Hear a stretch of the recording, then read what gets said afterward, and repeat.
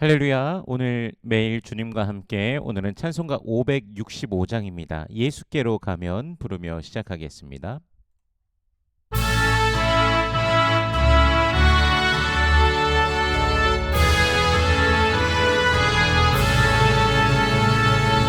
예수께로 가면 나는 기뻐요.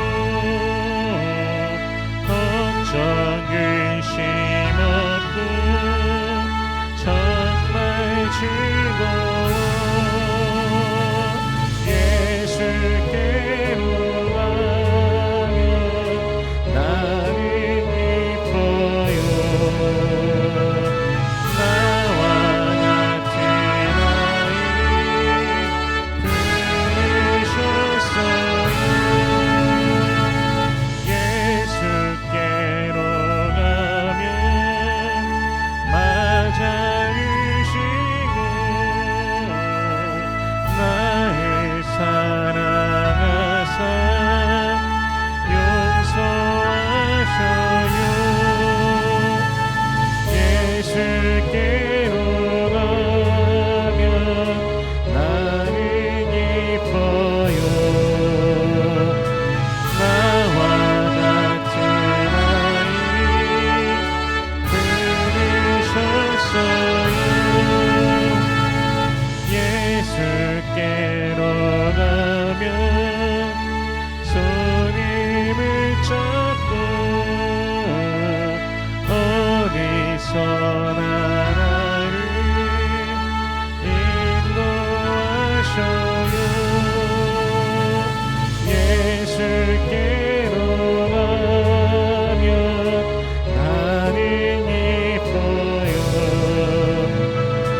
나와 같은 아이 부르셨어요.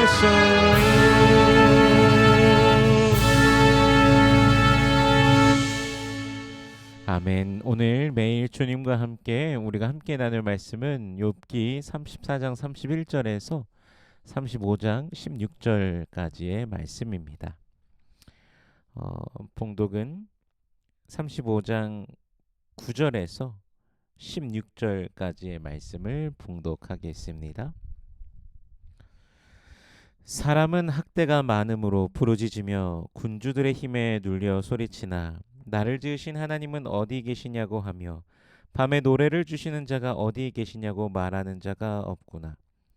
땅의 짐승들보다도 우리를 더욱 가르치시고 하늘의 새들보다도 우리를 더욱 지혜롭게 하시는 이가 어디 계시냐고 말하는 이도 없구나. 그들이 악인의 교만으로 말미암아 거기에서 부르짖으나 대답하는 자가 없음은 헛된 것은 하나님이 결코 듣지 아니하시며 전능자가 돌아보지 아니하심이라. 하물며 말하기를 하나님은 배울 수 없고 이래 판단하심은 그 앞에 있으니 나는 그를 기다릴 뿐이라 말하는 그대일까 보냐. 그러나 지금은 그가 진노하심으로 벌을 주지 아니하셨고 악행을 끝까지 살피지 아니하셨으므로 욥이 헛되이 입을 열어 지식 없는 말을 많이 하는구나. 아멘. 잠시 기도하겠습니다. 은혜로우신 주님 감사합니다. 우리 주 예수 그리스도의 놀라우신 은혜와 사랑, 십자가 사랑 보혈의 능력으로 우리를 죄와 사망의 권세에서 건져내 주시고 영원한 생명을 주시니 감사합니다. 오늘도 성령 안에서 우리를 붙드시고 인도하여 주시니 감사합니다. 주님 영광 받으소서. 모든 찬송 받으소서. 그 크신 사랑과 은혜를 받았음에도 불구하고 때로는 죄의 미혹 속에 빠져 허덕이는 우리들의 모습을 발견하기도 합니다. 주님 용서하여 주시옵소서. 우리를 새롭게 하여 주시옵소서. 날마다 오직 주를 갈망하며 주만 바라보며 기대하며 소망 중에 나아가는 주의 백성들 되게 하여 주시옵소서. 이 시간 말씀을 대합니다. 성령께서 친히 이 말씀 조명하여 주시사 깨닫게 하시고 아멘으로 화답케 하시며 순종케 하시며 하늘로부터 내려오는 신령한 복을 누리는 모든 주의 백성들 되게 하여 주시옵소서. 감사드리며 예수님 이름으로 기도드립니다. 아멘. 엘리후는요 욥에게 회개를 촉구합니다. 그리고 그에게 이렇게 말하라고 합니다. 34장 32절 말씀을 보면요. 내가 깨닫지 못하는 것을 내게 가르치소서. 내가 악을 행하였으나 다시는 아니하겠나이다.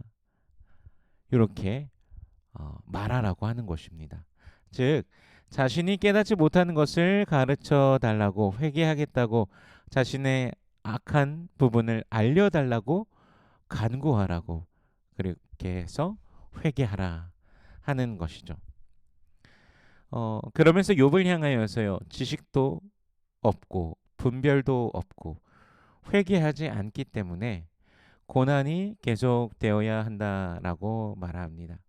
그러니까 엘리후는 약간 그 인칭을 욥한테 직접적으로 하기보다 이 대부분의 말들을 다른 인칭을 마치 다른 사람한테 말하는 것처럼 하다가 이게 바로 욥 당신이다라는 식으로 계속해서 말을 진행합니다. 어떻게 들으면 조금 더 얄미운 것 같기도 합니다.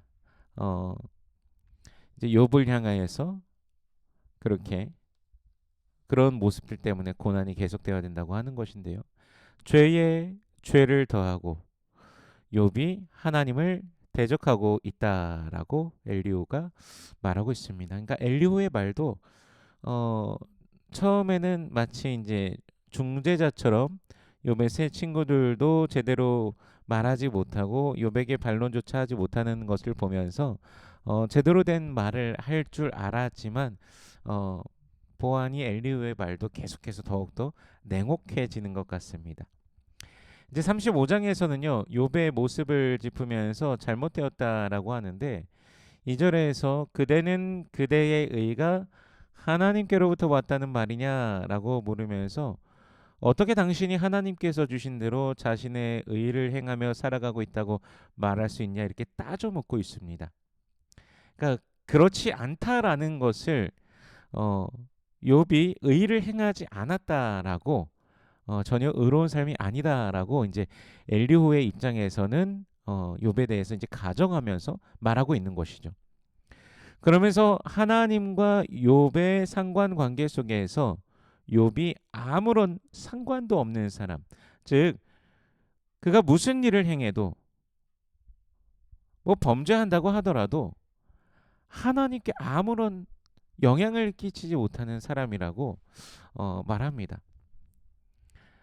또 반대로요, 욥이 의로울지라도 하나님께서 무엇을 받으시겠냐라고 하면서, 즉 욥이 의롭던 불의하던 하나님과 아무런 상관이 없는 존재라고 또 말하고 있는 것을 또 이제 35장에서 보게 되는데요. 5절부터 8절까지 그렇게 말하고 있는데요.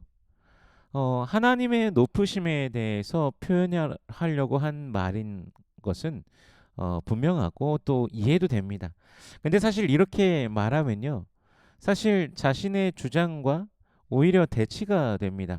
아무런 상관이 없다면 네가 하나님과 무슨 상관이 있느냐? 네가 그 뭐 의롭게 살아간다고 뭐 네가 불의하다고 하나님께 뭐라도 상관이 있느냐? 아무 상관 없다. 그렇다면 욥의 세 친구나 엘리오도 마찬가지로 욥이 죄로 인해 고난 당하는 중에 있다라고 말하는데 방금 말한 것대로라면 욥에게 고난이 있을 이유가 없는 것이죠.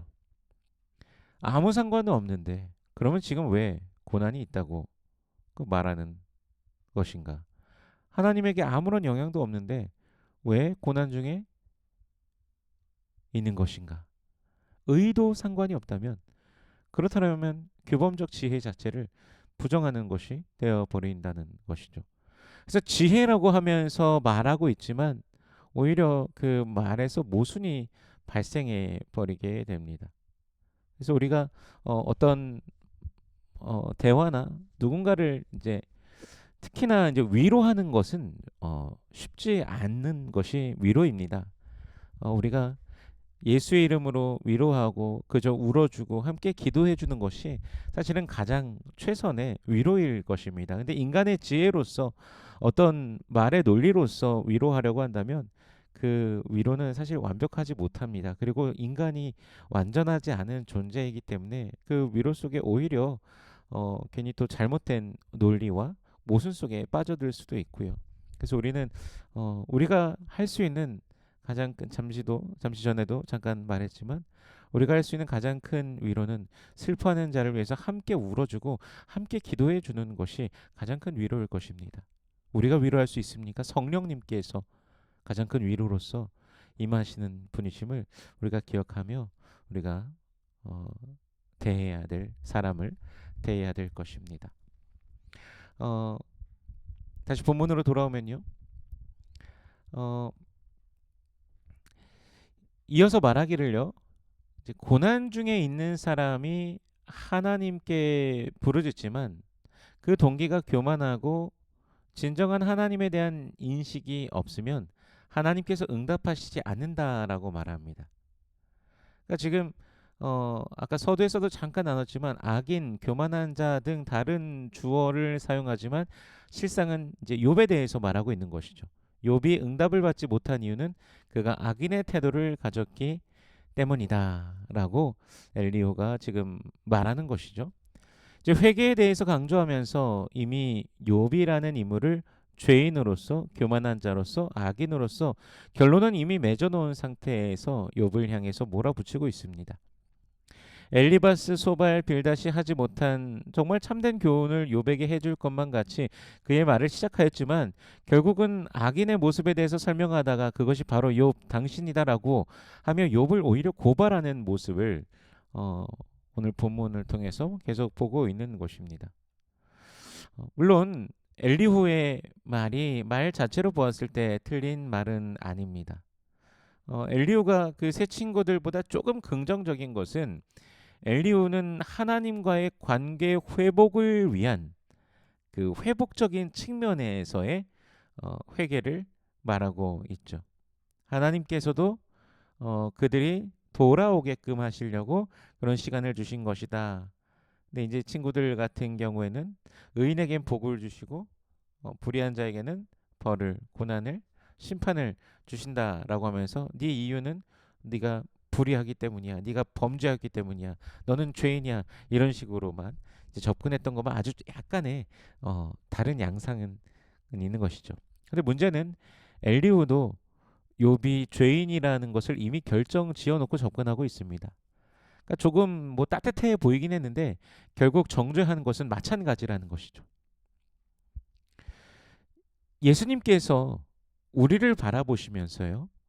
우리의 죄를 향하여 정죄하며 막 힐난하면서 우리를 막 우리의 마음속을 괴롭히시는 것이 아니라 옆에 오셔서 옆에 서시며 인간의 입장에서 이해하셨고 우리 죄를 대신하여 십자가에 못 박혀 죽으셨습니다. 이것을 믿는 자에게 구원을 주시기로 작정하신 것이죠. 그러니까 우리도 그러한 모습으로 우리가 정말 예수의 사람이라면 또 그렇게 접근하는 것이 또 마땅한 바겠죠. 우리가 그 사랑을 우리가 알고 믿고 있다면 우리도 옆에 서는 사람이 되길 소원합니다. 누군가를 향하여서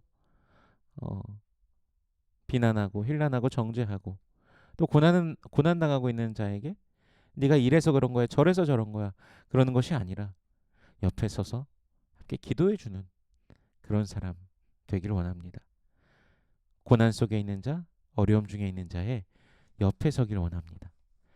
예수의 마음을 알고 담는 저와 여러분, 오늘도 주님께 영광으로 살아가는 우리 모든 성도님들 되시길 주 예수 그리스도의 이름으로 축원합니다. 기도하겠습니다. 은혜로우신 주님 감사합니다. 오늘도 예수 그리스도의 그 사랑 안에서 우리를 붙드시고 인도하여 주시니 감사합니다. 주님이 우리의 모든 것 되심을 고백하며 믿음으로 살아가는 우리들 되게 하여 주시옵소서. 더욱더 주님을 닮아가는 주의 백성들 되게 하여 주시옵소서. 주님의 마음을, 주님의 생각을, 주님의 뜻을 닮아 또 주님의 뜻을 우리 삶 가운데 이루며 살아가는 우리들 되게 하여 주시옵소서. 기도의 제목들이 있습니다. 주님 응답하여 주시옵소서. 살아계신 하나님을 온전히 만나며 누리는 주의 백성들 되게 하여 주시옵소서.